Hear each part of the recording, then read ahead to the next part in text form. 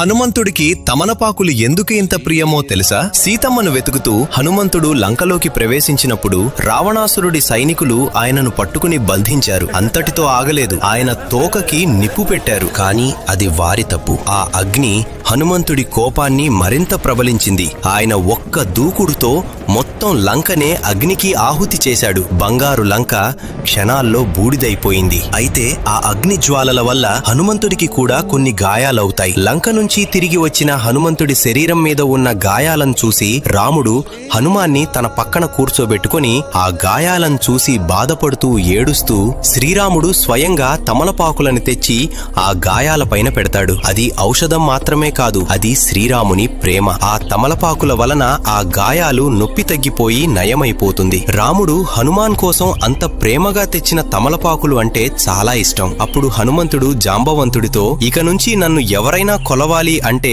ఈ తమలపాకులతో ఒక మాల చేసి అర్పిస్తే వాళ్లను నేను అనుగ్రహిస్తాను, వారి కష్టాలను దూరం చేస్తాను. నా కోసం తమలపాకులు తెచ్చిన వారిని నేను రాముడిలా భావిస్తాను అని చెబుతాడు. మీరెప్పుడైనా హనుమాన్కి తమలపాకులు అర్పించారా? జై బజరంగబలి.